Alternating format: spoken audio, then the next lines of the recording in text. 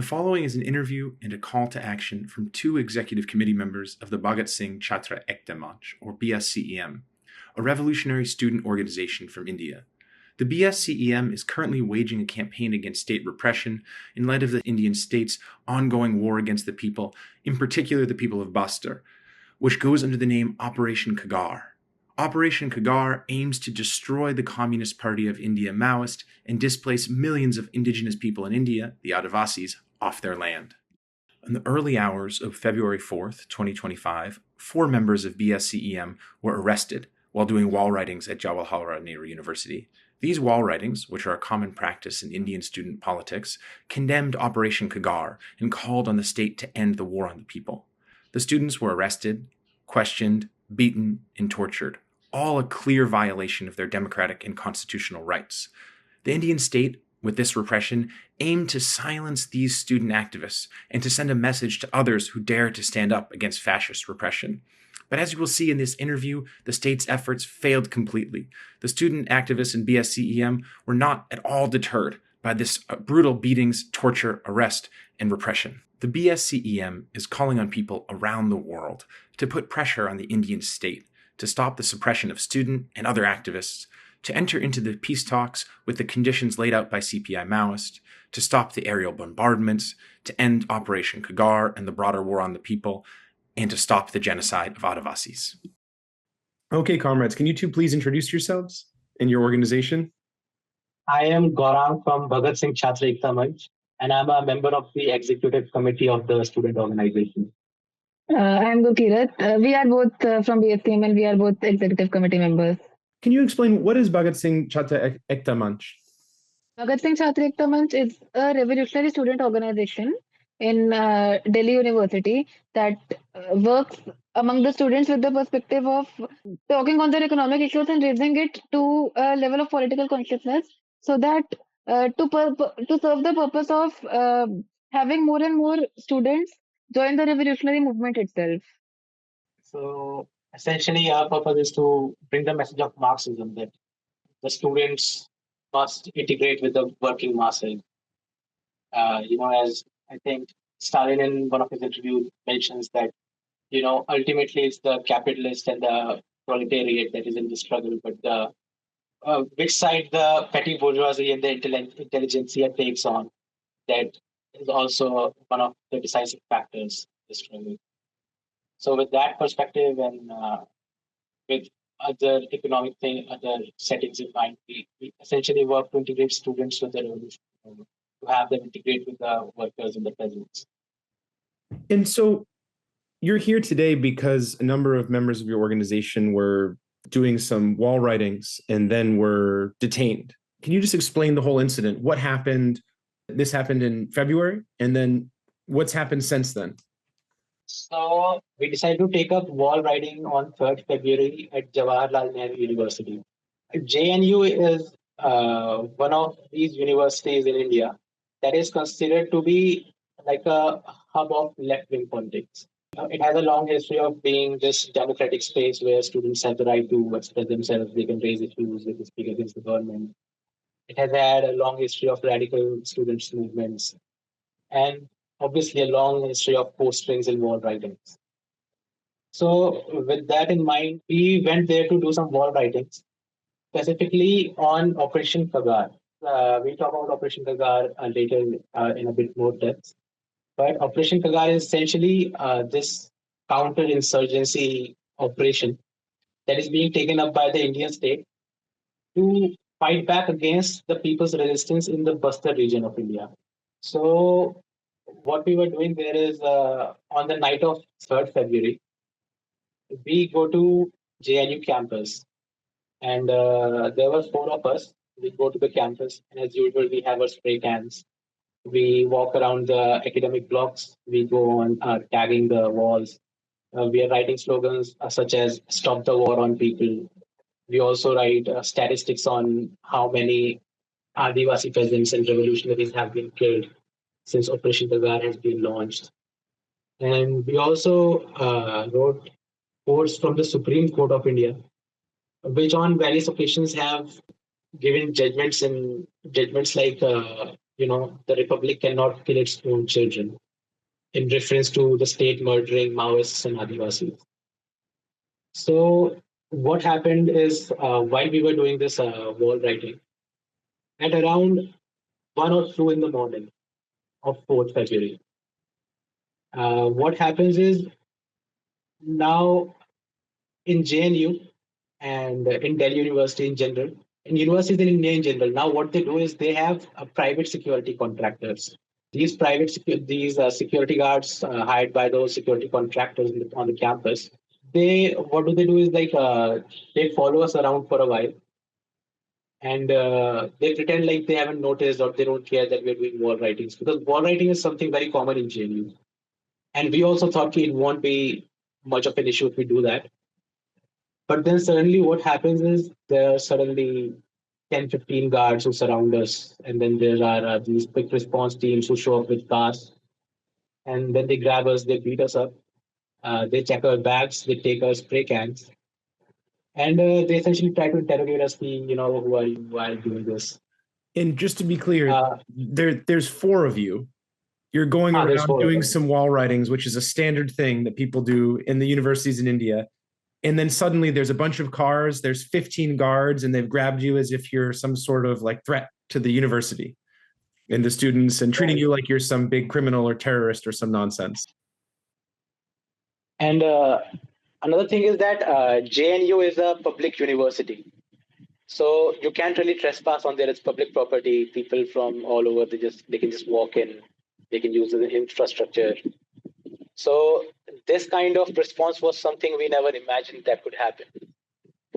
And what happened next was something that was like the furthest from what we expected. When they saw our slogans and what we were writing on the walls, immediately at around 2 or 3 in the morning, the police is called, and for 4 of us, around 5 to 6 cars show up, and we have all these. Suddenly, we have all these high-ranking 2-star, 3-star police officers, and then they're patting us down. They're checking our bags. They ask us for our IDs, and in the process, they beat us up. So after that initial thing happens, they separate us. They put each one of us in separate vehicles. And for over half an hour, 40 minutes, they talk to each of us individually. Now, apparently, what they did was that they came to each one of us individually and tried to and asked us to unlock our phones. So, in that moment, we straight out refused, because we know there is no legal precedence for them to do that. We have not even been arrested. We haven't even been detained. They're not telling us what is going on. We're telling them we're just students. We're just doing wall writings. There are wall writings everywhere. All students do that, but they don't care. So after this goes on till like 4:30 or 5, they take us to the police station. And the police station that they took us to, in that station, another police officer, another sub-inspector shows up from another police station, which is not under his jurisdiction. So then this thing goes on again. They beat us up. They ask us who sent us, why are you doing this, all this kind of stuff. This again goes on till 9 a.m. And at 9 a.m., another higher ranking police officer shows up. And then he starts questioning us about essentially with Operation Kagaar, it is understood that the issue is mostly of the indigenous tribes of India, specifically in Chhattisgarh and Bastar. So he lines us up and starts asking us, are you an Adivasi? Or are you not an Adivasi? What caste are you from? Why are you doing this? And just to ask, given the discrimination against Adivasis and the caste system in India, is this a standard question the police are supposed to ask? Are you an Adivasi? What caste are you? Or is this basically prejudiced line of inquiry where he's, attacking you all and seeking cause for discrimination effectively? It is pretty common that when police stops you, they ask you what caste you are in many parts of India. But here it was different, because normally when they ask you your caste, it is during like routine stops, traffic stops. They just do it to figure out if they should let you go, or if they should ask for bribes. But this was different because they just wanted to know if any one of us was from the Bastar region. What were our motives for this? So after that doesn't work, we just tell them we are students from a Delhi University. We're there for writing wall writings. After that, nothing happens. They just make us sit in a room for another 2-3 hours. And throughout that entire period, they snatch our phones. They don't let us contact our comrades outside or anyone, even our families or no one. We have zero contact with anyone. Even comrades who knew we were out for wall painting, they just don't know what happened because we suddenly went off the grid. We weren't picking our calls. They didn't know where we were. And throughout this time, what happened is when some of our comrades figured out that we were detained at the police station, Vasantkunj North, they called the police station, and there the police refused that they have even detained anyone.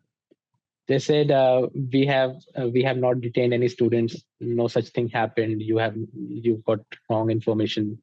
At around 11 or something, then to interrogate us, masked people show up. There are these 4 or 5 people. They're wearing masks. We cannot see their faces. Later during the interrogation, when we ask them to identify themselves, they just straight out refuse. So before these masked people start interrogating us, what they do is they come up to us again, each individually, and ask us to unlock our phones.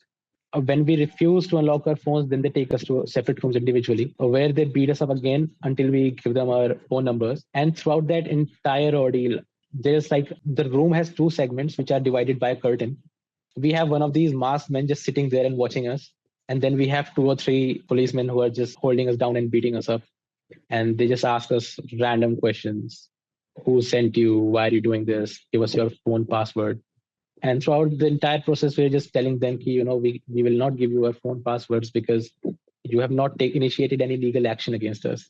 If you want it, arrest us, go to the court, get it unlocked, you can do that. Then ultimately, after that whole thing, we're again separated. And then we sit down with these masked people where they basically ask us a whole variety of questions. They ask different questions from different people.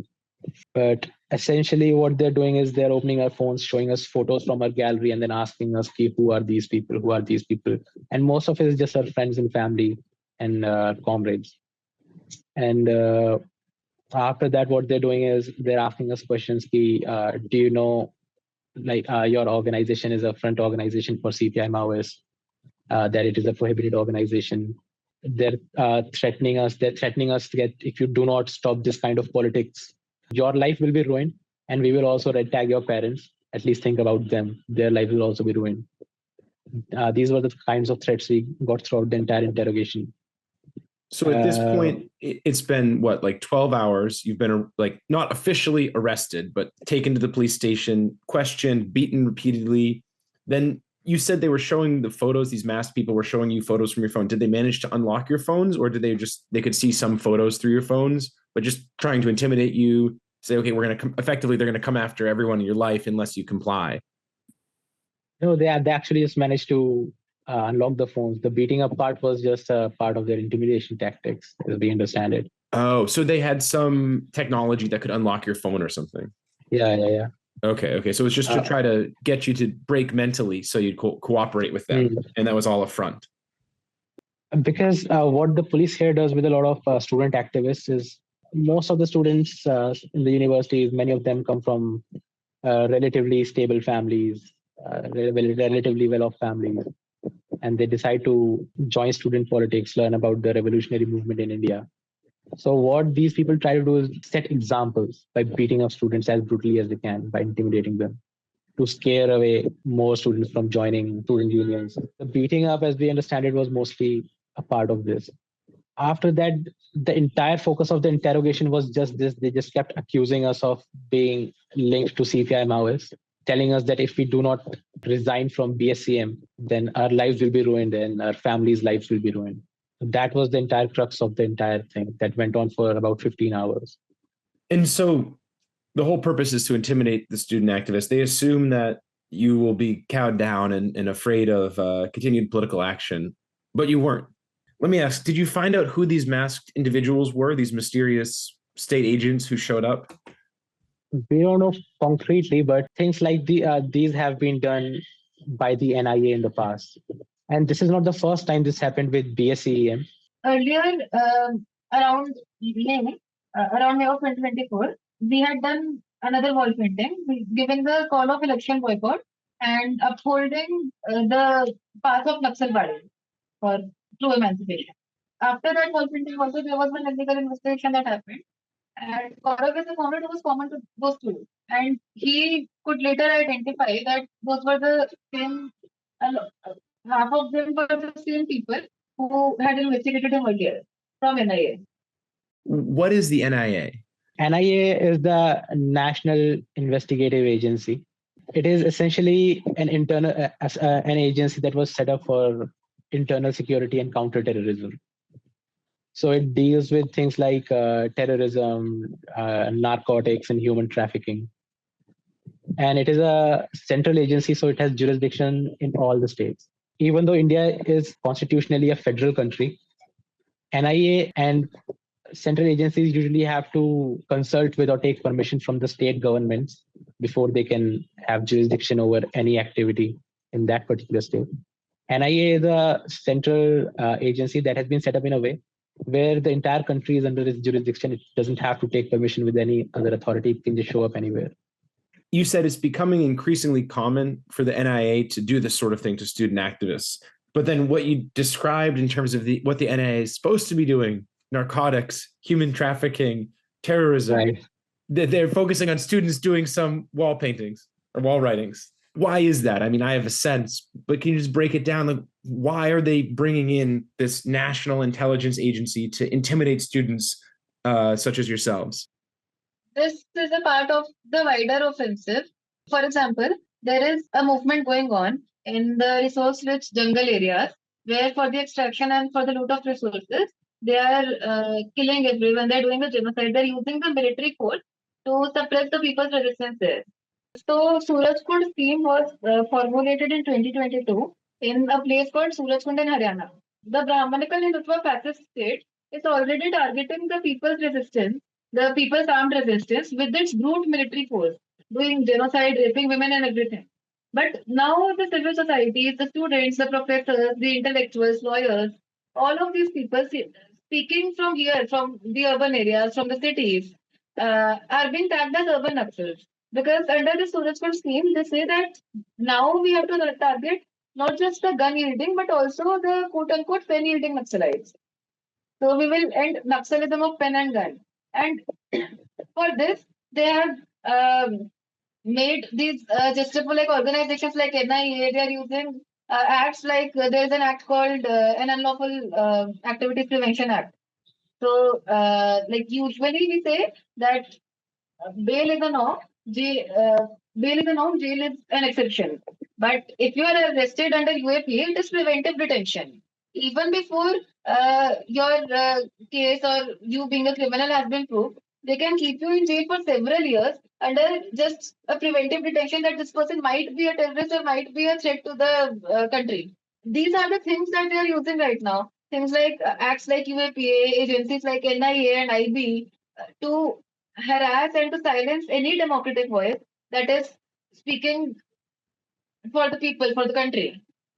Yeah, I remember when it was stated they'll go after all the Naxals, whether gun wielding or pen wielding. It's quite a chilling thing for intellectuals and for the whole civil society, for the whole society as a whole. You mentioned UAPA, the Unlawful Activities Prevention Act, and how people who are arrested under this or similar acts, basically bail is the exception, and they're kept almost indefinitely. And my understanding also is that under trial prisoners in India have fewer rights actually than convicted prisoners, which gives a sense for the audience of just how much of a threat this is for activists such as yourselves.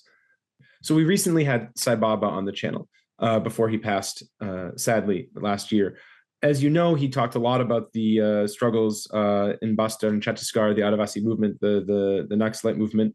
Can we talk a bit about what's been going on there? Because obviously you were writing about the wall writings you were doing, Stop Operation Kagaar, talking about the ongoing genocide. Can you give our audience an overview? What's going on? This new military offensive. I mean, it's rebranded every year, but every year or every few years, but every time it seems to get bigger and bigger and bigger. I've heard now, 900,000 troops or something, and all these new bases, the drone strikes. Can you just paint a picture for the audience of what's going on and really what you're opposing by doing these wall writings? Bastar is a forested area in Chhattisgarh, which is rich in around 20 precious minerals, including coal, bauxite, gold, dolomite, etc. Like a lot of it is a very resource-rich area. Now, in this area, to give contract to companies like the NNDC, the to Adani, to all of these companies, they for the extraction of resources, they are displacing the Adivasis, and this has been happening since many years. And in order to displace the Adivasis, they have to kill all resistance there. And for that, there is a genocide that has been going on for a very long time. The land of Bastar has been soaking in blood for more than 2 decades. It is today we are sitting here and talking about Operation Kagaar. As Covid Warang also told, how we did the wall painting on Operation Kagaar and the war on people that is going on right now. But it is not a new war on people. This has been going on since a very long time. Governments have changed, but this thing is something that has remained constant, which also tells how this state itself is doing this plunder of resources to serve imperialism. Earlier, there was a militia called Sarvajadom. You talked about Professor G. N. Sai Baba. What Sai Baba was resisting was the Sarvajadom and Green Hunt only. Sarvajadom was a private militia of companies like Tata and Vedanta that would go in these areas, they would do mass murders, they would burn villages, they would kill people, they would do a genocide, they would rape the women, they would kill the children, everything. There was Operation Green Hunt, which was the military offensive to end the so-called left-wing extremism, to end the Maoists, in which they killed the Maoists, the revolutionaries, as well as the unarmed Adivasis there. And they do fake encounters, they did everything. And there was a complete media blackout. It is made sure that there is a media blackout. For example, people in India will be talking about the genocide that is going on in Palestine, and they would want a ceasefire there and everything. They would talk about this. But even in cities like Delhi, there is little talk about the genocide that is going on in one's own country. How the technology of drones that Israel is using on Palestine are being used by the Indian state on its own children. There is a complete media blackout and a complete silence on this issue, which is made sure so that this can go on. This unhindered route of resources can go on. And G.S. Sai Baba was the person who brought this up. There was this forum against war on people from our university only, from Delhi University. He started it, which later became a countrywide movement. And the state was forced to take down Operation Green Hand. Salvajadom was banned. But now, as we see, there is after Operation Greenland, there came Samadhan Prahar. Now there is Operation Kagaar. This operation, this genocide on the Adivasis, on the revolutionaries that is going on, the splendor of resources that is going on, it is not only stayed but also intensified since those years. The there was Salvajadom, this militia at that time. Now it has been replaced by DRGs, the District Reserve Guards, which is basically a force of surrendered Maoists. So they put the people against each other only. Then there was now there is Operation Kagaar here. Kagaar, it's a Hindi word which translated to English would mean something that is coming to an end. So they call it the final solution to Maoism. Every now and then, these ministers they would give a new date that Maoism in the country will end by this date. Maoism in the country will end by that date. The new date is 2026, which Amit Shah has given, the Home Minister of the country. So they keep giving on new dates, but the movement obviously is not ending because as long as the masses, the people are exploited and oppressed, the movement will go on. It is a people's movement. There is for this loot of resources, mass killing, genocide, everything going on there. And that is the condition of Bastar right now. Bastar is bleeding. This Operation Kagaar this year itself, 2024, 1st January, it started with the armed forces killing a 6-month-old girl called Mangli. She was having milk from her mother, and they shot. The bullet of the gun first hit the mother's hand, and then it killed the small baby. Is that small baby a Naxalite? Like, even if you're killing Naxalites, you put bounties on people. Like, if you kill, this was a colonial practice, which this Indian state is doing. If you find this particular Maoist, this particular person, this is the particular amount, this much lakhs you will get. That is how they are putting bounties. If once you are tagged as a Maoist, you are dehumanized completely. Your life does not matter. They rape the women and then they claim that yes, we have raped this. The state forces the claim that we have raped this woman because she was a Maoist. if he's a Maoist, does he deserve to get raped? Does she deserve to get killed like this? So that is what is going on in Bastar, and that is why I say that Bastar is bleeding. So for, you said, decades, this has been ongoing, and you gave a very good breakdown from Sawa Jadum, Green Hunt, Samadhan, now Operation Kagaar. It's quite a challenging situation, a bleak picture that you're painting in terms of the actions of the state. And as you noted, not only the domestic corporate houses in India, but also the imperialists and their interests, the Israeli drones. The US military obviously has been consulting with the armed forces in India for a while. Various multinational corporations have all these MOUs, memorandums of understanding, to loot the minerals underneath the land of the Adivasis. One thing people have been struggling with around the world is finding some hope and inspiration in dark times. For example, with the genocide in Palestine that you mentioned, many people I've seen on the left in the US and internationally have felt very sad and depressed. And I've seen even people stop organizing, drop out of activism because of their sadness over those things, which I don't think makes sense. But precisely because it doesn't make sense, let me ask you all, in this very dire situation where students such as yourselves are being beaten and questioned by national intelligence agencies for doing wall writings, and you have this ongoing genocide and these drone strikes and this war on people, how do you maintain hope and your fighting spirit? First of all, because of our ideology, we know we are going to ultimately win. And another thing that is very important to remember in such a situation, in such a setback, where revolutionary forces are being pushed into a corner, where the state offensive is taking an upper hand, it's being intensified, is that the kind of revolutionary movement that has been going on in India, it is the model that has been practiced again and again since the Chinese Revolution. And to counter that kind of movement, we have imperialists all over the world who have come up with counterinsurgency measures. And the one that they follow in India and perhaps the rest of the world is this model of low intensity conflict. The doctrine of this low intensity conflict, this LIC policy, and the doctrine they're also following in India is one maybe a lot of people will be familiar with, called the hearts and minds strategy. What Gurkirat also said earlier, when you're sitting in India, you can hear about the news in Palestine, you can hear about the genocide going on in Palestine. But in the capital of the country, in Delhi, people just don't get the news of what is going on in Chhattisgarh, a state which is quite near to Delhi. This kind of complete media blackout, this kind of censorship is also a part of the state's strategy to basically break down the morale of all the people who are struggling against imperialism, who are struggling against exploitation. They paint it in the light that we are going to wipe out the revolutionary movement. They celebrate whenever there are encounters, there are fake encounters. It's all over the front page, all over the news that we have murdered this many Maoists. One of the things that is quite essential for us to remember is that Operation Kagaar, this intensification of the war against revolutionaries, the war against Maoists, all the news about the encounters, it has been particularly isolated to the Bastar region, the region that is one of the untouched parts of the mineral belt in India, where, like Gurpreet said, there are a lot of resources.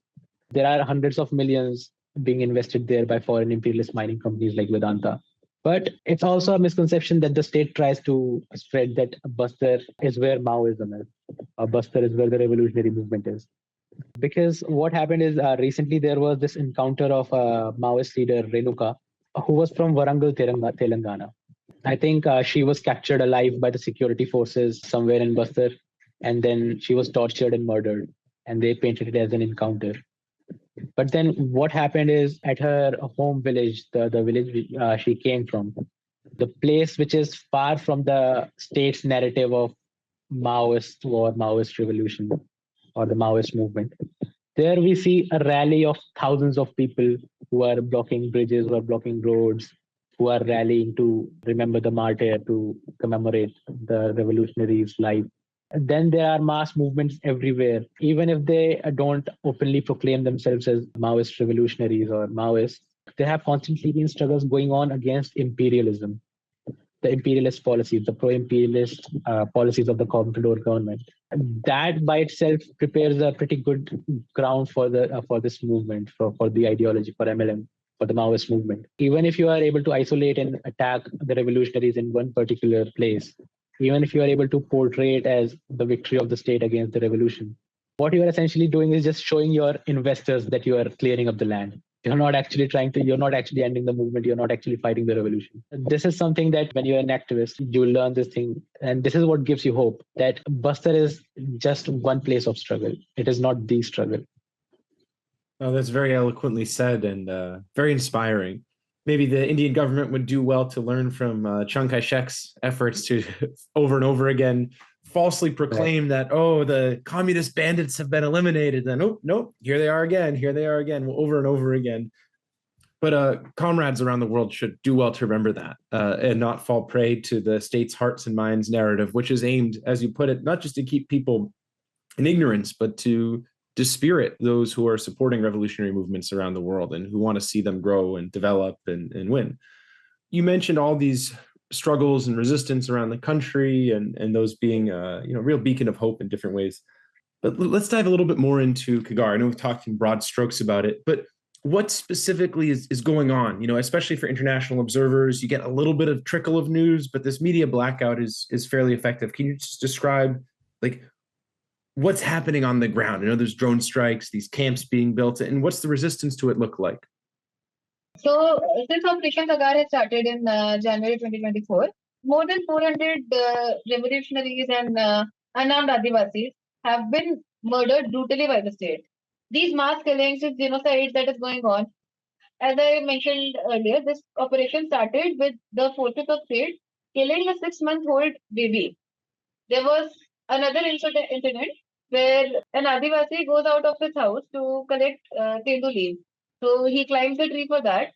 In Bastar, that is the source of livelihood of people, that they pick leaves and they roll tobacco in it and make bidi. And then they supply it to the bidi industry, which later packs and sells it.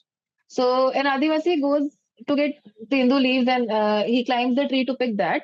And he's shot dead. His dead body falls down off the tree, and when the villagers and the local people and family members ask, "Why did you kill this person? He was unarmed. He was getting tendu leaves." So they say that, "Oh, we thought he's on a tree. He must be an Naxalite." That is how they are killing people. Like we talk about fake encounters, that there are so many fake encounters. They dress people as armed Maoists and kill them, or they are calling people Maoist and killing them, just killing anyone. At times, there is not even a fake encounter required. They will shoot you and then they will say that, "Oh, we were wanting to shoot a Maoist. You were just there. So, in collateral damage, you also died." That is the cost of human life there. They are raping the women, they are parading them naked to set an example that if you fight for your rights here, this is what will happen. In this operation only, one revolutionary woman, the armed forces gang raped, they raped her so much until the grass under her just went away. To another woman, they raped and then multiple times stabbed on her thighs with a knife.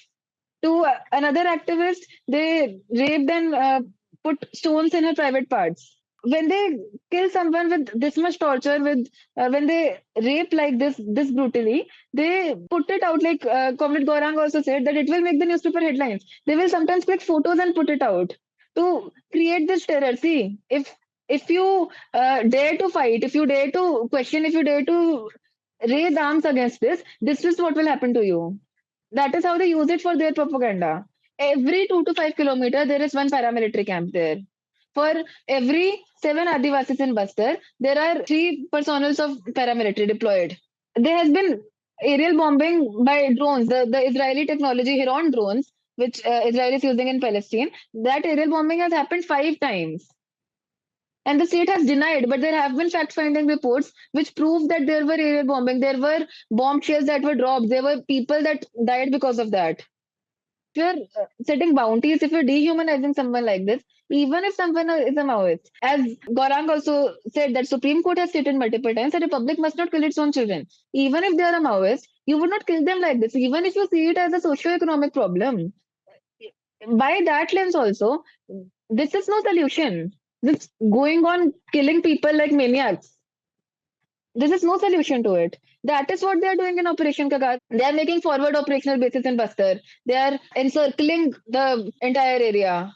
constant militarization, increasing militarization. And then in the name of development, they say that all of this is necessary. We have to counter left-wing extremism because this movement is anti-development. In the name of development, what they're making there is 8-lane broad highways. We picturize Bastar as a very resource-rich area and everything. And yet, because of this development model itself, which is anti-people, the people there are very poor. Most of them don't even own a two-wheeler, like very less schools and hospitals. When they're there will be a lack of doctors and nurses. There will be a lack of teachers to teach the students. In such an area, in the name of development, you're building 8-lane broad highways. It is very clear why it is being built to extract all the resources and to bring in your military trucks. That is how this corporatization and militarization is going hand in hand. And Kagaar is a part of the wider Surajkund offensive. Surajkund scheme, as I said in 2022, it was formulated in Surajkund in Haryana. This is a wider scheme to fulfill the agenda of Hindutva of the Indian state. And if you have to bring this so-called Hindu Rashtra, the Hindutva state, Maoism is a great threat to that. And for that, they have to sweep away all the Maoists. That is why this Kagaar, as a part of Surajkund scheme, serves as a military offensive in the area where the movement is sharp, where the resource-rich areas where you are plundering, to kill the people directly there. That is what Kagaar is. That is the war on people that is going on. Every day, so many of people are dying. Women, children, men, everyone. Yeah, the stories you mentioned about the rapes of women is quite chilling. In that sense, it's a war on women specifically. And it's doubly chilling when you mentioned how they're posting these pictures and using this as an example. I'm almost at a loss for words hearing about it. So you mentioned that they're basically calling this a final solution, which is obviously chilling, giving the parallels to Hitler's so-called final solution. And maybe we could talk a little bit, you mentioned the Surajkund scheme and this whole question of Brahminical Hindutva fascism. This is obviously extremely reactionary ideology, but one also which has some direct inspiration from the fascist movements of the 20th century. Could you just talk a little bit about what Brahminical Hindutva fascism is and how it's similar and different from these fascist movements of the past? Brahminical Hindutva fascism, when we use the word Brahminical Hindutva and fascism, so these three words are basically very specific to the mode of production or the relations of production in India. There is a general or common Marxist understanding of fascism as the negation of bourgeois rights when imperialism is in crisis. That is how we have seen it historically. When we were nearing the Second World War, there was an intense economic crisis. In that period, that is where the most terroristic dictatorship of the finance capital showed up and emerged as fascism. Something that negates the basic bourgeois democratic rights that were understood by the common people throughout the Enlightenment period to the 20th century. That kind of a reactionary ideology, when we think of India, when we're talking of European fascism, we talk of it as a negation of bourgeois democracy. But India, as a semi-colonial, semi-feudal society, as a semi-colony of the imperialists that is being exploited by the imperialists, that is an entire historical process where in order to turn a country into their colony or a semi-colony, you have to systematically deindustrialize the country. Because of that kind of a systematic deindustrialization that India went through throughout the British Raj, it naturally did not let there be independent bourgeois democratic movements anywhere in the country. So, in that sense, even when we talk about the independence India achieved in 1947, we consider it a continuation of the British colonial rule, but in a neo-colonial form. It is still under imperialist control. So, in that sense, we understand that for the imperialists to control our economy, they have to prevent the bourgeois democratic movement. They have to prevent the capitalists of the country to emerge, to compete with its own markets. In that sense, when we look at the polity of India, the political structure, the state, the structure of the state, we understand that from its inception, let's say from its independence, when we consider India, the state has been built in a way to preserve and continue the semi-feudal mode of production. The state has been designed in a way to prevent any bourgeois democratic movements to begin with. So here we have a very clear demarcating line between how fascism first was understood in the European context and how we can understand it in the Indian context. Because for India, there was no bourgeois democracy to begin with. What we understand fascism as, first of all, that is why even before Brahminical Hindutva fascism came into power in India, the revolutionaries or the revolutionary movement already termed the Indian state as a fascistic state. But there are some qualitative changes between a fascistic state, which is there to prevent bourgeois democratic uprisings, and full-blown fascism or outright fascism as we see today. When we talk about the fascism right now, we also say Brahminical Hindutva. So what this Brahminical Hindutva, this is essentially the ideological content of the fascism in a semi-feudal country like India.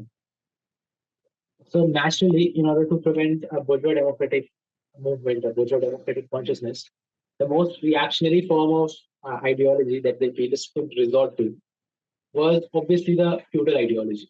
It is exactly this feudal ideology, specifically the feudal ideology of Brahminism. Brahminism, as we understand, the caste system that had been prevalent in feudal India throughout the Middle Ages.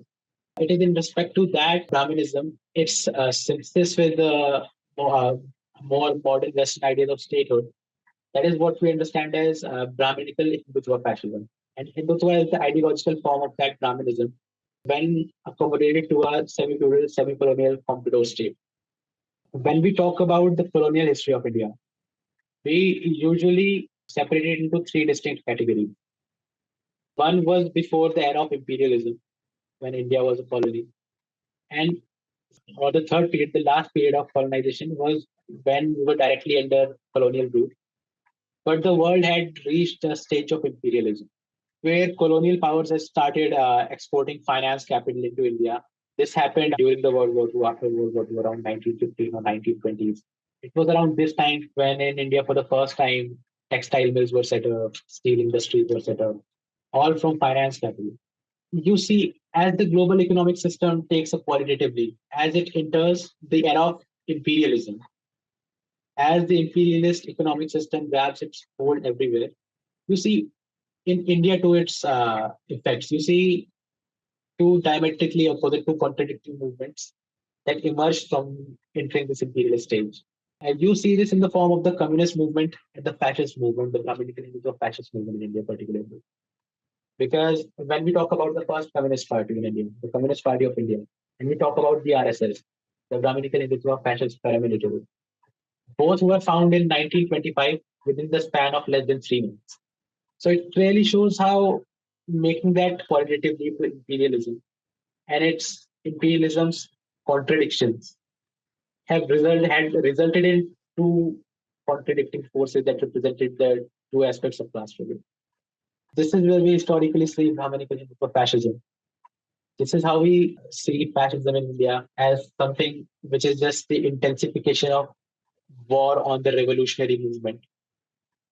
This is how we see Brahminical Hindutva ideology as the semi-feudal Brahminical ideology, and how we see the nature of the state as something that from its inception was something designed to prevent bourgeois democratic movements. Thanks for that detailed breakdown. For our viewers who may not be familiar with the RSS, the Rastriya Swayamsevak Sangh is an umbrella Hindutva fascist organization. People probably know Modi and the BJP, but that's the electoral wing over which the RSS sits. So the RSS really, if you go back to its origins, a lot of its founders were explicitly very openly inspired by Mussolini's Italy and then Hitler's Germany. So thanks for providing that perspective and just breaking down a concrete analysis of the concrete situation in India and how this fascist movement has developed. It's interesting. I didn't realize the founding of the RSS was so close to the founding of the Communist Party, but and chronologically, it really speaks, as you said, to the emergence and sharpening of the contradictions of imperialism in India and around the world in that period.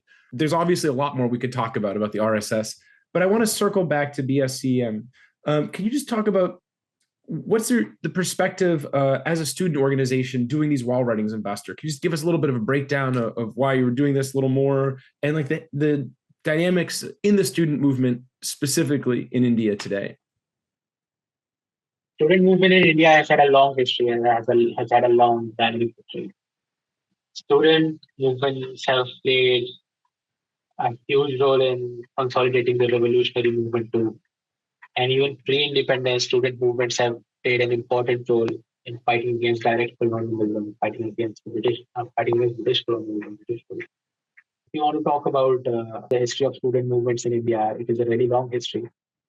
But when we talk of BSE and as a student organization, the perspective that we work with, the perspective which we took when we went wall writing in JNU, these basically originate from the debates that were prevalent in the student movement in India in the 70s. The early to mid 70s was a period of chaos in the Indian revolutionary movement. The Naxalbari uprising was recently crushed. There were the original CPIML had splintered into various factions. And then, you had these small student movements, which ideologically upheld some or the other faction. There was no unity, there was a lot of confusion, which way forward. During this period, I think in 1974, the Radical Student Union was founded in Telangana, or erstwhile Andhra Pradesh. What essentially this founding of Radical Student Union did was, before it was established in 1974, one of the major debates that was there in the students' movement was whether, as a revolutionary student organization that seeks to work for the students, that seeks to work for the masses, that seeks to represent the people, what should its scope of work be? And essentially, the two sides of debate were, there was one side that insisted that as a student union, as a revolutionary student organization, our main focus should be on student issues. So they were essentially pushing the economist line that we will take up student issues. We have to focus on, universities. We have to focus on schools. We have to mobilize students through movements that are more economic and immediate in nature. But then there was the other side of the debate, which was that as a student organization, you cannot limit your work to just student issues, because these universities, these higher education institutions are essentially state institutions, and to some degree, they also reflect the contradictions that are present in the society. You cannot actually even pursue or represent the students if you do not channelize the student movement into integration of the students with the wider exploited and oppressed masses.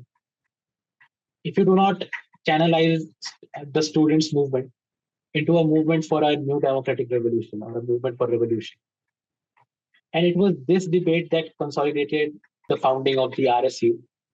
And it is with this understanding that we decided to take up this wall writing on Buster.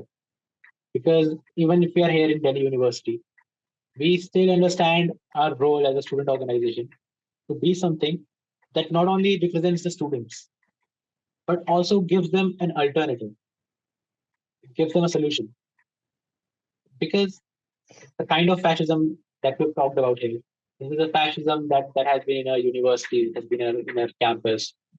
The university administration, the professors over the last few years have been systematically changed. And essentially, our campuses are RSS shakas, RSS strongholds. Our curriculums are almost entirely RSS propaganda. In that time, when we go among the students, when we tell them of the revolution, we tell them of the revolutionary movement, and even if not that, we tell them of an alternative, that there can be a pro-student movement, a movement for the students, a campus for the students, a democratic campus where you can, put your voice down, you can freely exchange your opinions. That is not really possible unless we present them with an alternative. The average student right now, what they see is Brahminical Hindutva fascist strongholds everywhere. So our decision or our understanding to also integrate students into the revolutionary movement or the working masses, the workers, the peasants of the country, is also to bring forth that there is an alternative, that there is a wider alternative And that alternative is in the revolution. That alternative is in the MLM ideology. So it is with that perspective that we took up this wall writing. And it is with that perspective we found it necessary to really highlight the genocide going on in Bastar. Yeah, so in effect, students won't be so able to, or maybe even that willing to fight just for their basic economic issues, for better campuses, unless they have that larger perspective in the society and the MLM understanding of the society and of the need to take up and see their struggles as intrinsically linked to the struggles of the workers and the peasants to transform the society as a whole. And it makes sense because if you just see Hindutva fascist strongholds everywhere, and you're like, what's an alternative? It sounds utopian, and it is utopian. Just say, okay, just have the campus be better in and of itself, while everything else is turning more and more to the right around them. On the campuses, obviously, there's going to be class struggle, in effect, an ideological struggle playing out amongst the students. But are a significant section of the student population receptive to these messages, interested in revolutionary politics? That is something where we are currently facing situations that have not been faced in the history of Indian students movement, the revolutionary students movement. Because the movement, the students movement, the agitations that RSU led, the Radical Students Union led, they were massive. And we had a lot of revolutionaries who later integrated with the masses and became leaders of the revolutionary movement that came from RSU. Even Professor G.N. Sai Baba was from RSU. But a very key difference in the conditions that RSU was functioning in the conditions that we are functioning right now is essentially the class character of the university. One of the Brahminical Hindutva fascists' main attack against the student movement has been to bring in this new education policy, which is essentially a policy that is aimed to restrict university spaces to only students coming from affluent, petty bourgeois, comprador families. Whereas at the time of the RSU, or even before in Delhi University, before NEP was there, we had at least around 30 to 40% of the university crowd that was coming from peasantry background, that was coming from working class background. But in a recent statistic I found somewhere, it was that after NEP, currently in 2025, 98% of the students in Delhi University are from Delhi itself or from major urban areas, who are coming from mostly wealthy family backgrounds from petty bourgeois classes. So the challenge for us right now is that students coming from motive classes for the revolutionary movement, the basic motive classes for the revolutionary movement, has vastly shrunk down in education spaces, in higher institutions of education in universities. How we move ahead with this is something that has been quite challenging, but we are dealing with it. We're picking up new methods of propaganda, we're picking up new methods of agitation. But it's not all negative.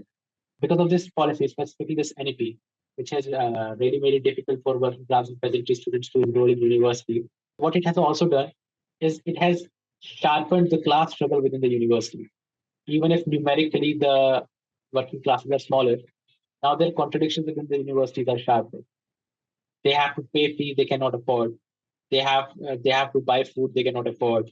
They have to live in places they cannot afford, which I think is something that invariably works in the favor of the revolution. Yeah, and that longer term perspective on that is important because it's easy to see the machinations of the ruling class and feel defeatism. Well, if you have ideological clarity, I guess, then you don't feel defeatist. But if you're just looking at the short term, you have a narrow perspective, it's very easy to fall into some pessimism. But the dialectical analysis you provided of how it sharpens the class contradictions is very, very important. It is an important perspective, not only for people learning about India, but all around the world where we see similar education policies being rolled out as an attack on basic democratic rights, but also an attack on the working class and oppressed masses more broadly. Well, thanks for that overview of the current state of the student movement. I have one more question on your org, BSCEM. Can you just talk about why you chose to draw inspiration from Bhagat Singh in particular? I know some of our audience may be familiar with him, maybe have seen Red Ant Dream and have some sense of who he is. But can you just explain who he is and why you look to him in particular for your organization, for his name, and as an inspiration? So I think one of the first revolutionary student organizations in India was the Naujawan Bharat Sabha. In English, that would be Young India League, I think. Young India League. So this Naujawan Bharat Sabha was founded in 1926 And it was found by Bhagat Singh. Bhagat Singh, who as a figure engaged with Marxist politics, well, communist ideas, who acted on them, and his role in the students' movement of creating the first revolutionary student organization in India. I think that is one of the reasons, or the major reason, why we draw inspiration from Bhagat Singh, especially the fact that he was martyred only at the age of 23.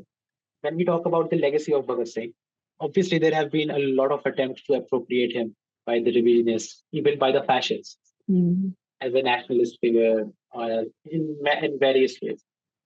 But when we look at the political development of Bhagat Singh, when we understand what kind of a future he envisioned for India, we see that even though he ended up in jail because what essentially he formed a court hearing to essentially send a message to the imperialist ruling government at the colonial ruling government at the time that we will not go down silently, that we will resist. It was more of a terroristic stunt. It did not kill anyone. It was there so that Bhagat Singh would get arrested and they would get publicity for their organization, the Hindustan Socialist Republican Organization. After he got arrested, we have actually a huge selection of Bhagat Singh's work, the writings he wrote when he was in prison. And when we go through his writings, we see his development as a Marxist of how he understood what are the practical necessities of the movement in India. And the direction we see Bhagat Singh moving in wasn't until the Chinese Revolution, after the Chinese Revolution, the Cultural Revolution, from then on, the Naxalbari uprising, that this message of the new democratic revolution, of India being a semi-colony, was really brought into the forefront of the revolutionary movement. And it was really brought to the masses. But when we analyze Bhagat Singh's development as a Marxist, we really see that nucleus of that understanding, the nucleus of this understanding that what the old CPI thought of India as a capitalist country, as an independent nation, how they viewed independence as a bourgeois democratic revolution. When we look at Bhagat Singh's development as a Marxist, we see all the mistakes that CPI made and everything that Mao got right and everything that Naxalbari really put forward on the table for the revolutionary movement. There was a nucleus of that in Bhagat Singh. This is where his understanding was going towards. So we understand Bhagat Singh as a historical figure who obviously has his flaws, but who also, as a Marxist, was overcoming them and was building his own understanding on what the material reality was. And we understand that his legacy is the fact that the kind of India he envisioned, the one free from imperialism. And there's a famous quote of his that it doesn't matter if we get rid of the white rulers, if our people are still being exploited by the brown rulers. It is that kind of an understanding which we believe is the essence of Bhagat Singh's legacy, of what he stood for and what he died for. And essentially his slogan of long live the revolution and down with the imperialism. Bhagat Singh's understanding on Marxism and imperialism and how it would apply in India's condition also developed widely during the time when he was in jail. And in those times, he wrote a lot of books, articles, essays, everything. So one thing was he had this jail notebook in which whatever he was reading, whatever he was learning, he would make notes of it. And other than that, he would also write other books, articles, and things. Before killing him, they destroyed every work that he had written. The only thing that was left to us was that jail notebook. And by reading that only, we can tell like his practice before that, and by reading the jail notebook, we can tell, as Comrade told, that there was a nucleus of everything that Mao did right and everything that Naxalbari puts forward on the table in Bhagat Singh's understanding. And there is this one story that is there that the date that was decided to kill Bhagat Singh, a day was decided to hang him. But the day before that only, they secretly, like in the middle of night, they went and they took Bhagat Singh and they hung him and they killed him. And because they hang it on the day that was decided in front of everyone, there will be huge mass gathering there. There will be a huge resistance, and this British colonial state would not be able to handle that. And in the midnight, when they were asking Bhagat Singh to come out with them so that they could hang him, he was reading Lenin's State and Revolution. And so the chapter he was reading, the jail authorities call him that you have to be hanged now. And he says, let me finish this chapter, give me 5 more minutes. Only after that will I come. Because for 5 minutes, I do not want you to disturb me. Two revolutionaries are talking to each other. And then he finishes that chapter. He holds the page right after that. And then he is hung. So if you have watched Red and Green, they showed two people in that in the Punjab thing, Bhagat Singh and Parsh. They both share the same martyrdom day.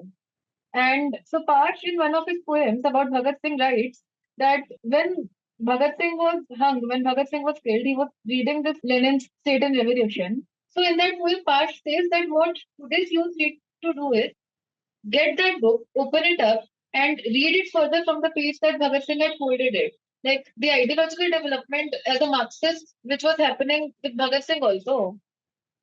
In that lines only, read it further, and the youth needs to take that ideology further, take that thing further, and bring the revolution that is truly free of any exploitation, that is not independence only for the few, that is the real independence, and fight for that.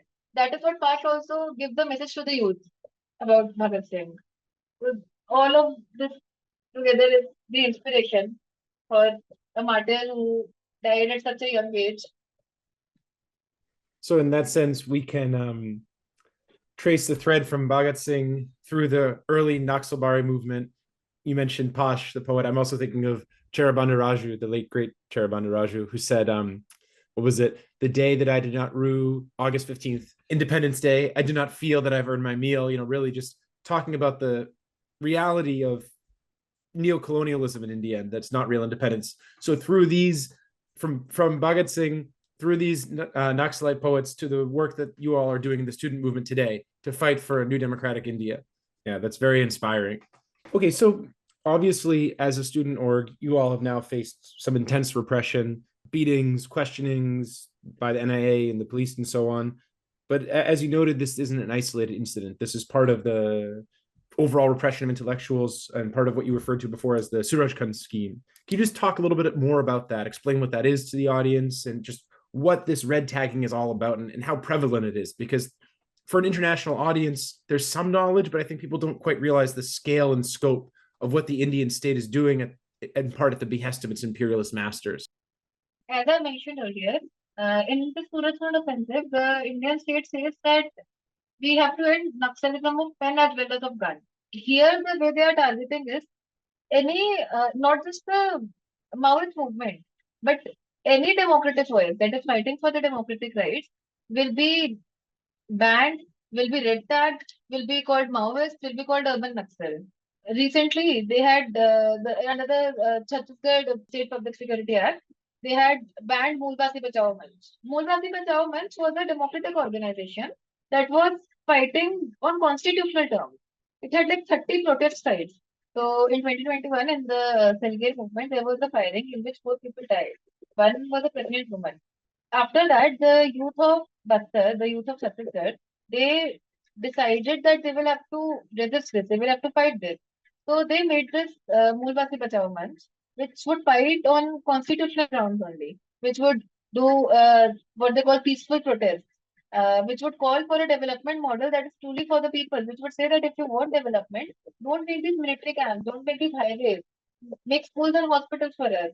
And very recently, they banned Moolbasi Bachao Manch, calling it anti-development. That is how they are banning every organization which is fighting a little bit for the democratic rights, which is even fighting constitutionally.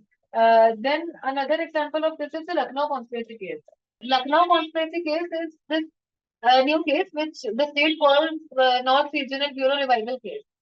In this, the conspiracy they are putting up is that the CPI Maoist is trying to revive its North Regional Bureau, its northern zone, through certain organizations, and any organization that is talking about the workers and the peasants, that is talking about the people's movement, that is talking about the democratic rights, can be red tagged under this. They say that they are getting their funding from the East Regional Bureau, from Chhattisgarh, from those places, and they are trying to revive the Maoist party. So all of the organization, all of the democratic rights organizations that are working in these regions, in the northern of India, are according to them, overground activists of the Maoist party. They are friends of the Maoist party. That is how they try to red tag us also by constantly harassing the comrades and saying them who say that you are a friend of Maoist party. Do you know that BSM is a friend of the Maoist party? So in Lucknow conspiracy case, they have already started a series of arrests. NIA comes, it investigates, it calls people the overground workers of the Maoist party. Advocate Ajay, Anirudh Rajan, a labor rights activist. All of these people have been arrested under this Lucknow conspiracy case, which also takes us back to BK16. BK16 was in 2018, there was a conference held called Edgar Parishad, which was done to remember the battle of 200 years of the Battle of Bhima Koregaon, which is seen as a Dalit victory over the Brahminical Empire, over the Peshwa Raj. And after that conference, they made a false conspiracy that these people are linked to the Maoist party and they were planning to kill the prime minister or something. And there was a series of arrests that happened. GN Sai Baba was arrested in that only. And so many of the people, so many of the activists who were arrested in BK16, some of them have died. Most of them are still in jail. And they are under trial because they know that if a trial happens, this case stands no water.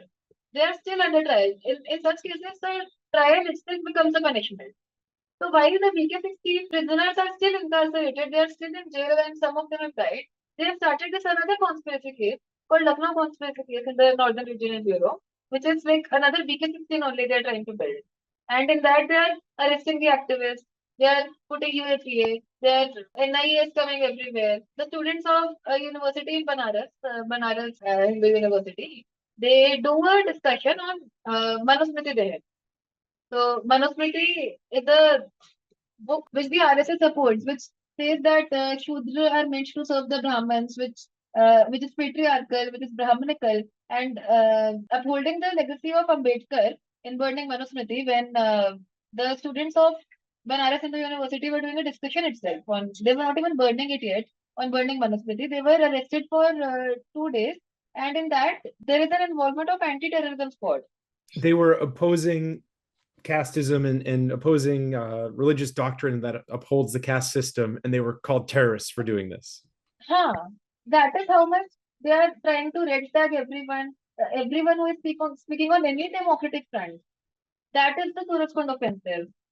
So effectively, you're talking about all-out blanket repression of all popular and democratic movements. Anything, whether it's saying students should go to workers and peasants and organize for a new democratic India, or even just saying, let's not have caste-based oppression and justify that with one text or another historically.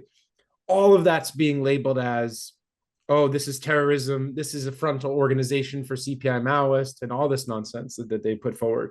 You can see very clearly, or one can see very clearly, this is just a all-out fascist offensive to suppress all of the democratic movements in line with the war on the people that's being waged. So you kind of have this two-pronged assault, one on democratic and popular movements in the urban areas, civil society, etc., and then the actual airstrikes and search and cordon operations and so on and so forth that are happening. And what prospects are there for uniting different organizations to oppose this scheme? One of the things that comes under the Surajkund scheme that has also affected BSCM quite a lot in recent times is this strategy of isolating revolutionary forces. What essentially are they doing is, first of all, the reason why they are cracking down so vehemently on any democratic spaces is because the current revolution in India that is going on is the new democratic revolution. And as the new democratic revolution, it is fundamentally striking against the roots of semi-feudalism and imperialism. Any pro-people's movement in India, no matter whether it is the farmers' movement or it is the people's struggle against the caste system or feudal oppression, that one way or another either strikes at imperialism or strikes at feudalism. So their aims converge. So when they are directly attacking the revolutionaries in Bastar, they also have to eliminate any scope of propagating the ideology anywhere else too. Because when the issue is coming out of the same contradiction, out of the same material conditions that you are fighting against, then it creates a wide range of organizations, democratic organizations, to unite over issues. It creates a wide scope of farmers organizations to unite with student organizations. It creates a lot of scope for student organizations to unite with anti-displacement organizations, organizations against state repression. What this Surajkund scheme right now is doing is any consistently democratic, uncompromising organization that is, going among the masses and raising voice against the Brahminical Hindutva fascist state is consistently struggling in the democratic movement. What they are doing is again what Gurpreet also mentioned, is red tagging them as overground workers of CPI Maoists. And as soon as that happens, these become organizations that no other democratic organizations want to associate with. This is also a thing that has happened with BSCM. BSCM in the last 12 to 15 months has faced intense red tagging. And what it has resulted in is most of the student unions that are in Delhi University, most which are connected to mainstream political parties, student wings of mainstream political parties. Now what they're doing is they're outright refusing to collaborate with us or hold joint programs with us. Whenever we're trying to raise issues on Buster or on ban on democratic organizations, there is a hesitation or outright refusal to collaborate with us. This kind of isolation is on one side making it kind of difficult and to have a broad united movement. But on the other hand, again, when you really want to strike at the root of all these various issues, the struggle ultimately boils down to the struggle against imperialism and semi-feudalism. And with that perspective, that is where we have to look at our role as a revolutionary organization, is to give direction to all these movements and unite them. That is primarily what our work is to go to the students and tell them that your fight is not different from the struggle that are being led by the farmers. That your struggles are also struggles against imperialism. Your struggles are also struggles against feudalism.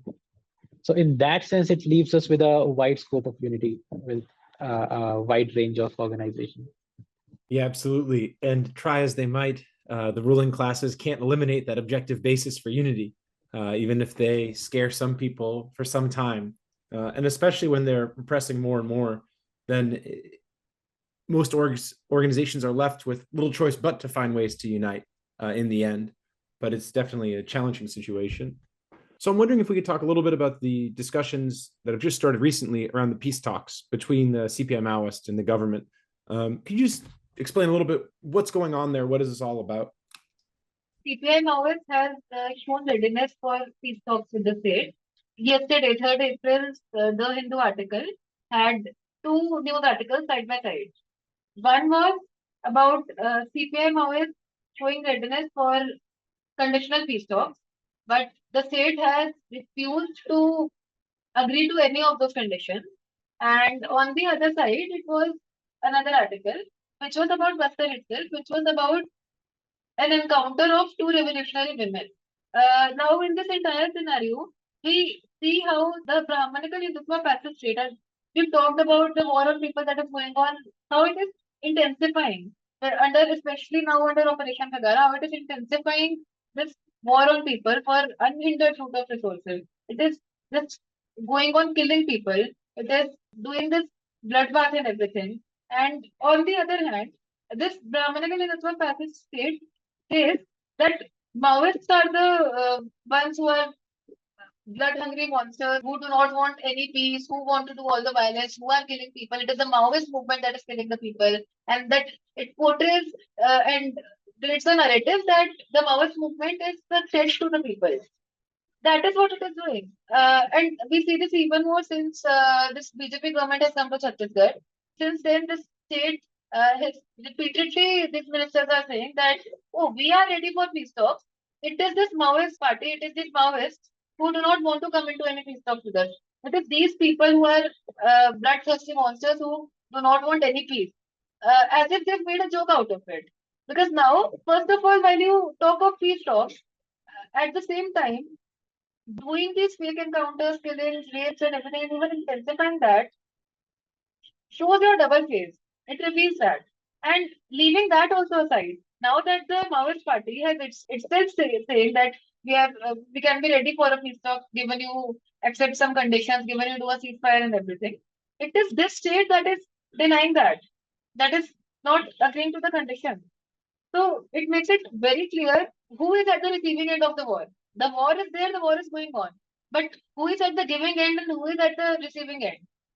These people say that the Maoist movement is a threat to the people, it is a threat to the sovereignty and integrity of India. I would want to question that what is the sovereignty and integrity of India? What sovereignty? What freedom? For example, when we were directly, India was directly under the British colonial rule, in the name of development, those people made railway lines, which was done, the sole purpose of it was to carry the raw materials and resources, to loot all of that. What is Indian state doing in Bastar? Bastar, as I've already mentioned, is a place where people do not even have two-wheelers. Most people do not even have two-wheelers. You're making 8-lane highways. That is clearly for the extraction of resources and to bring in your military vehicles. What is the difference in? What is the sovereignty you're talking about that is in threat? There is no sovereignty and freedom only in the first place. The Indian state says that the Maoist movement is a threat to the people, but the truth is that Maoist movement is a movement of the people. When you're killing people, when you're raping people, you're silencing them, you're doing everything possible. You're using military tactics, you're using psychological warfare, everything possible to kill the resistance, and still there is people who are resisting. Still there is the movement. That is what the Maoist movement is. It is the people's movement itself against this corporate route, against the state. The movement and people are not two different things. It is the same thing. The state says that this Maoist movement is anti-development. But the truth is that it is very much pro-development. On the other hand, the development model of the state itself is anti-people. The movement is not anti-development. You're saying that you will not agree to the conditions for the peace talks. What is the peace that you talk about? The ministers repeatedly saying in the past that, oh, we are ready for peace talks. It is the Maoists who are not agreeing. And when now the Maoists have themselves come and said that they want to do the peace talk, at that time you are not agreeing to the conditions. What is the peace for you then? What peace are you talking about? One, you have made an entire joke out of the peace talks about the lives of people itself. What is the definition for peace for you? Because for the movement, for the people, for us also as students of a revolutionary student organization, there can be no peace without justice. If for the state the peace means that the people's movement, the people there take down their arms and the people's movement stops so that they can intensify even more their loot of resources, the killings, the rapes, the encounters, the genocide that is happening to serve their imperialist masters, if that is peace for them, then that is not what we want. That is not what the movement also wants. There can be no peace talks without ceasefire. There can be no peace without justice. Because even if you look in the past when these peace talks have happened, earlier also, in the name of calling for peace talks, the state has brutally murdered the leaders of the revolutionary movement. It has murdered Comrade Shah, Mahesh, Murli. They have murdered Comrade Azad so brutally. It was after Azad's murder only that Supreme Court said what Comrade Gaurang was quoting, that what we also wrote in the wall painting, that a republic must not kill its own children. Come what may, you cannot call them a Maoist and it is allowed to kill them this brutally. You called people for peace talks and you killed them. What is the guarantee that you will not do it again? The revolutionaries are calling for a peace talk. They're not calling for a surrender. They're not going there to surrender, no. The full conditions are, first one is that all of these killings that are going on under Operation Kagaar, if we go into peace talk, this needs to halt the genocide that is going on. The second condition is that all of the paramilitary and the security forces that have been deployed in Bastar must stay inside their camps only, and no new camps to be built in during the process of this peace talk. The next is that no new memorandum of understanding must be signed during this. And the fourth demand is for them to release the arrested revolutionaries, the arrested revolutionary leaders, so that they would come and sit in the peace talk, so that they could come out for a solution, they could talk about it. Even if you see it as a socio-political issue, then come for peace talk. Talk about it. No. It is very clear that you don't want to do it if you're saying this. You call it a democracy. India is called the world's largest democracy. What is this democracy if you cannot? Is it very difficult for us to put a halt on these killings, on this corporate route, on this militarization, so that we can come to a solution, so that we can do a peace talk? Is it very difficult for us to release a few revolutionaries if they are demanding so that we can sit on a peace talk and come to a solution so that so many of our women, men, children, sons, daughters don't die every single day? Can we not do that? Why is it so difficult for the state to do this? Either it makes the intentions of the state very clear Like Maoists are on the receiving end of the war. The people, the Maoist party, the Maoist movement is at the receiving end of the war. Yet they are the ones who are proposing a peace talks from their side. But it cannot happen without a ceasefire, without them agreeing to some conditions. No. We take our example only. As a student organization, it was in Delhi. We went to a university to just write on stop the war on people. We wrote that our life, forest, dignity, livelihood is not for sale. For writing that itself, for asking to stop the war on people, for putting out that, they do this brutal repression of the students in the capital of India. If they can do that, then imagine if the Maoists go for peace talks and that is unconditional, that they do not accept the conditions also, what all can they do to them? Which they have done in the past. Our people are dying. Our people are dying every day. And that is why it is important that the state agrees for with the conditions, it agrees for the peace talks and it goes into the peace talks with the Maoist party. And another propaganda that the state spreads is that when the Maoist party is showing readiness for a peace talk, it means that which they're also showing everywhere as a part of their hearts and mind strategy also, that Maoist movement is a dead movement. After Mao, that after Cultural Revolution that failed, there also revisionism came, and the Russian Revolution also after that also communism could not sustain. So therefore here also Maoist movement will not work. Naxal Party was one such uprising that happened. But there can not be NDR socialism communism here. And it is a failed movement. And the movement is losing and it is failing. And that is why the Maoists are asking for a peace talk, which is not true. The peace talks has been a tactic of the revolutionary party, of the revolutionary movement itself, because the revolutionaries are the ones who actually care for the people, who actually want the war to stop. Unlike this Brahminical Hindutva fascist state, which only wants it to intensify, which only wants rivers of blood flowing through our jungles, which only wants people dying, women being raped, just so that there can be an unhindered loot of resources of bauxite, of coal mines. You extract as much coal as you want to from Baila de la Hills to serve your imperialist masters, no matter how many people are dying. That is what the state wants. But that is clearly not what the Maoists want. And that is why they're calling for the peace talks.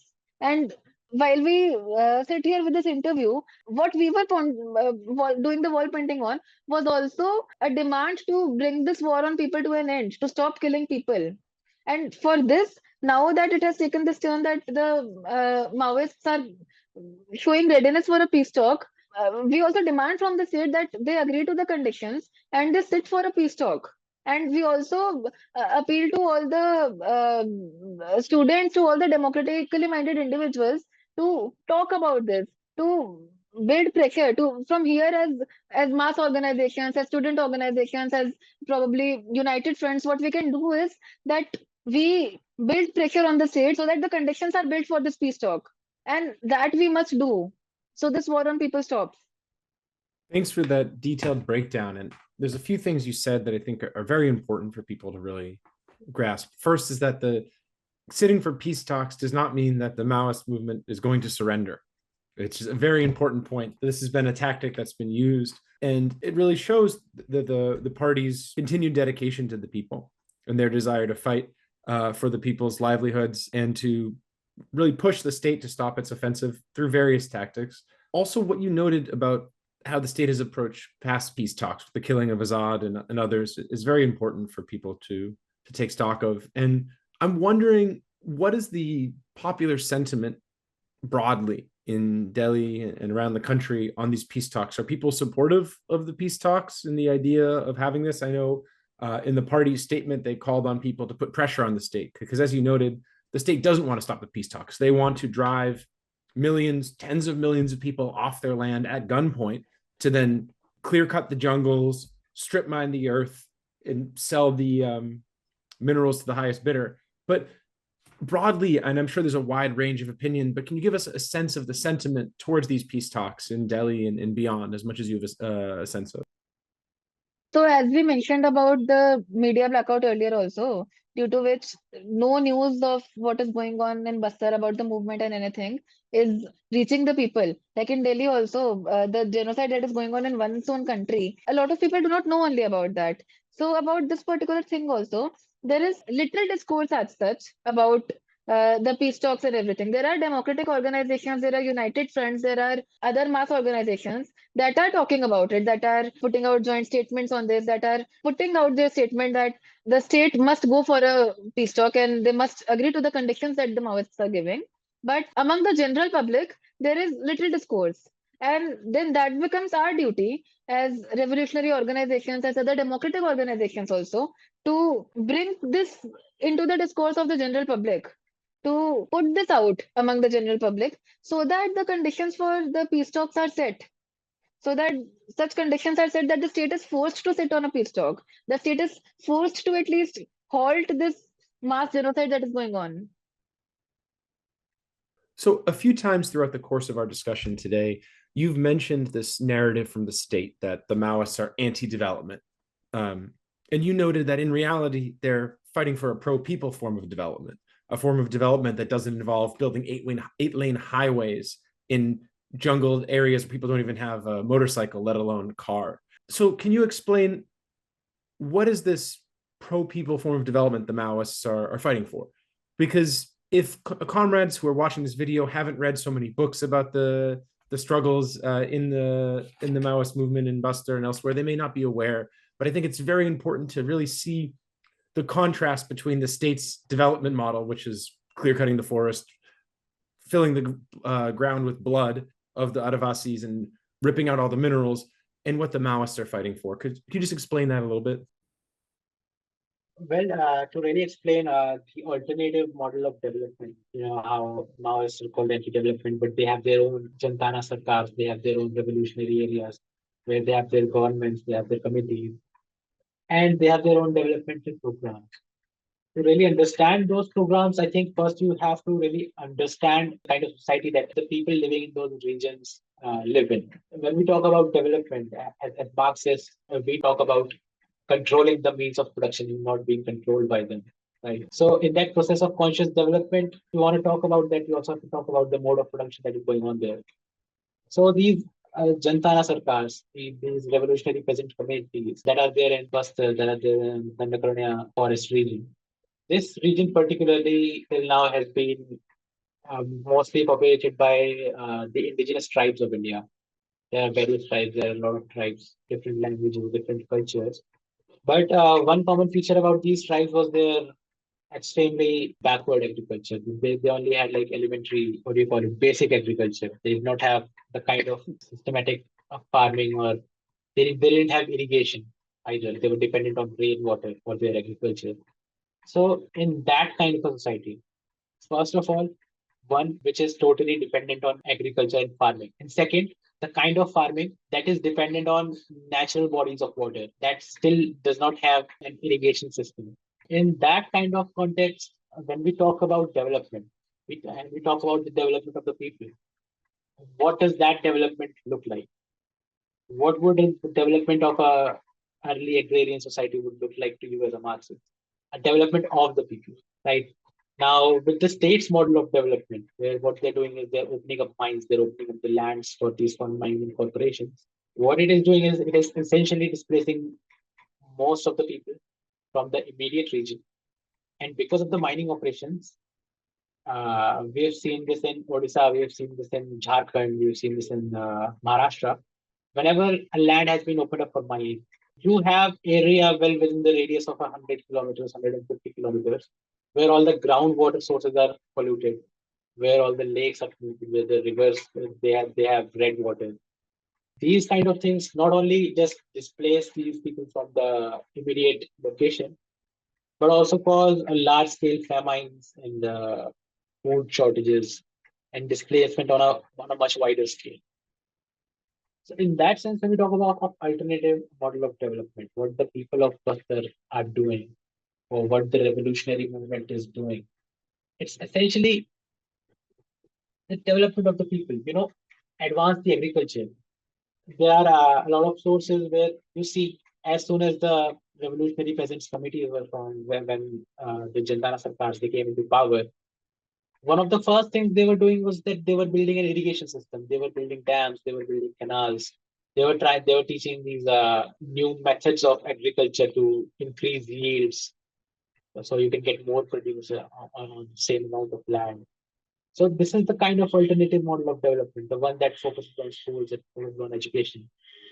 And primarily, you don't develop people by displacing them and bringing modern industry. You develop the people by advancing their relations of production, by developing systematically and at a pace their mode of production. That is what we understand as the people's development. The people of Bastar right now, they need better irrigation facilities. They need better methods of agriculture. They need dams. They need electricity.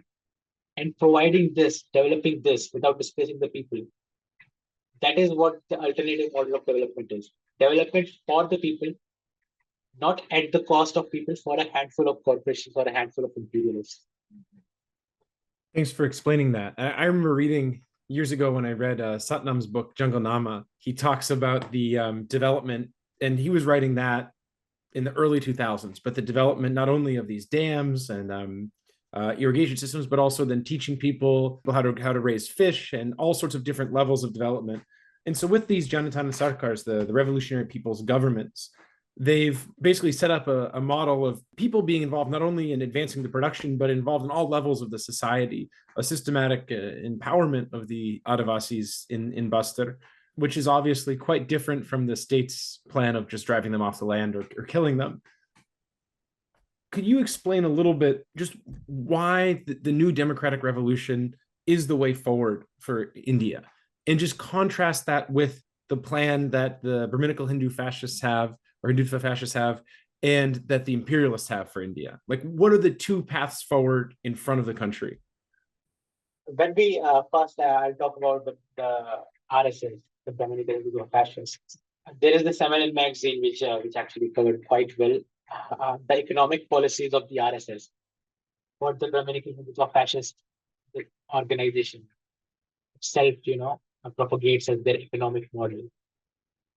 And what the RSS believes is that even though they criticize that this model of India's development that is dependent on foreign investment, it is not good. They actually, it's just bourgeois economics. They just accept that, this cannot be prevented. What we can do is just manage it as best as we can. And then their vision of the Hindu Rashtra or the Vishwa Guru Bharat, like world leader India, it doesn't really come up with any concrete economic program, anything to really show how this development will take place. Obviously, even now they're showing this growth in GDP, they're showing constant development, but we know what kind of development it is, whose development it is. They can increase the GDP, but along with the increase in GDP, the percentage of population that actually has disposable income is shrinking down constantly. First of all, we have to understand that the first way is the status quo, how things are going, of India as a semi-colony of imperialists. Right. As things are going, as things are worsening, as imperialist crisis throughout the world is intensifying. On this path, again, the crisis in India will also intensify. We had fascism emerge in India before it emerged, let's say, in the US or in Europe, because again, the crisis is being imported to India as a semi-colony. And on the other hand, when we look at the revolutionary movement, we look at it as a movement for the new democratic revolution. The revolutionaries that are working, that are dying, that are fighting, the people who are resisting imperialist rule, who are resisting feudalism, they all are organizing under the banner of the new democratic revolution. Because from what we understand, India's position right now in the world as a semi-colony is one where there are these two forces. There is semi-feudalism and there is imperialism. And one cannot sustain without another. The feudal mode of production, the feudal relations of production were artificially propped up by and were being enforced and reinforced by the imperialists to prevent any bourgeois democratic movements, to prevent any national bourgeois formation. On the other hand, for these feudal forces, the backwards feudal forces, these feudal landlords, for them to prevent these bourgeois democratic movements from emerging, they're not capable enough by themselves. They have to collaborate with imperialism. They need that centralized state, the military might of imperialism. Their backwards economy, as we have seen throughout the history, the feudal economy cannot really by itself stop the bourgeois revolution. It cannot stop that progress of into capitalism. So right now, India's biggest challenge is, I think, fighting against feudalism and being the weakest link in the chain of imperialism, fighting against imperialism. As I also previously said, when you asked about the scope of united fight with other organizations, the democratic organizations, I said key ultimately this unity is very much possible, and this unity is constantly in the process of happening, because whether it be farmers, whether it be the indigenous tribes, whether it be workers, whether it be students, all sections of society, all classes, ultimately somewhere or another, they're either in contradiction with feudalism or they're resisting imperialism. That basis of unity, that basic fact, we have to overcome this federal introduction of semi-feudalism, and that is intertwined with the task of fighting back imperialism, where the democratic revolution is again intertwined with the task of national revolution. It is this thing we didn't really talk about in this interview, but India is also known as the prison house of nationalities. India also has currently several ongoing national liberation struggles. There's national liberation struggles in Kashmir, there's Assam, there's Nagaland, there's Manipur. That is why the present condition that we're in, the era of capitalism we're in, the imperialist world order that we're living in, the way forward for a country like India is this united fight against semi-feudalism and imperialism. And that is why we say, until this fight is carried to an end, the crisis that has turned Bastar into this bloodbath and this whole hellhole of genocide that it is right now, this will eventually come to everywhere. It has already come to Punjab, it has already come to Haryana. There's already thousands of farmers protesting for their basic rights, who are being starved, who are being left homeless, where the crisis is now even hitting the cities so hard that the state has to resort to the most brutal fascist repression. So when we say new democratic revolution is the way forward, this is what we mean when we say it is the way forward.